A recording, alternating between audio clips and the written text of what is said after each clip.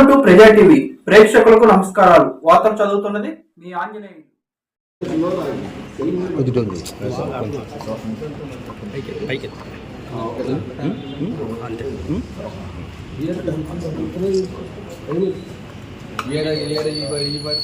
చెప్పండి. మీడియా మిత్రులందరికీ నమస్కారం.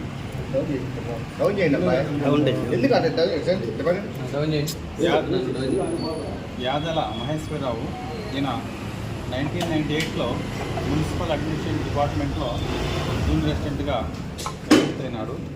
2019లో రెవెన్యూ ఆఫీసర్గా ప్రమోషన్ వచ్చింది. ఈయన సర్వీస్లో నెల్లూరు, సత్తెనపల్లి, వినుకొండ, చిరుతలూరుపేట, నరసరావుపేటలో పనిచేసినాడు. 2023 నుంచి దాదాపు 3 ఇయర్స్ నుండి ఇక్కడ ఎఫ్ఏసి మున్సిపల్ కమిషన్ పాల్పడి ఆదాయానికి మించి ఆస్తులు అక్రమంగా కూడబెట్టినాడని మాకు సమాచారం రావడంతో ఆ సమాచారం పైన ఈరోజు ఏసీగా అఫీషియల్స్ దక్షిపట్నంలో కమిషనర్ గారు నివాసంలో, తర్వాత ఆయన ఆఫీసులో సోదాలు నిర్వహించినాము.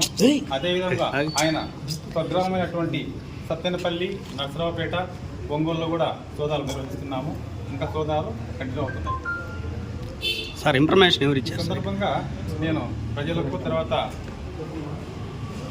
ఏసీపీ తరఫున రిక్వెస్ట్ ఏంటంటే, టోల్ ఫ్రీ నంబరు 1064 ఉంది.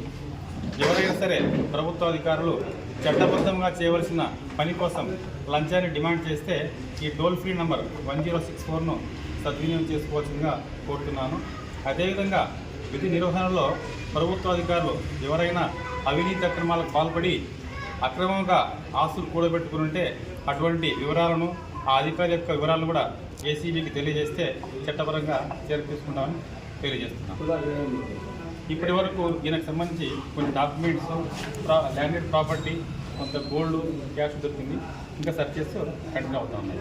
ఫిగర్ అనేది సార్ టోటల్గా అప్పుడే చెప్పలేము. ఇంకా సోదాలు కంటిన్యూ అవుతాయి. ఇప్పుడు చెప్పలేము. డాక్యుమెంట్స్ దొరికినాయి, ప్రాపర్టీస్ కూడా. ఎక్కడెక్కడ సోదాలు జరిగింది సార్? సత్తెనపల్లి, నరసరావుపేట, ఇక్కడ 2 చోట్ల టోటల్గా 5 ప్లేసెస్లో.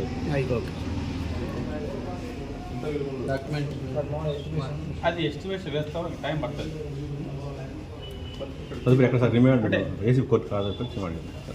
అతని చట్టబద్ధమైన ఆదాయాన్ని మించి ఉంది. ఇంకా టైం పడుతుంది. Thank you.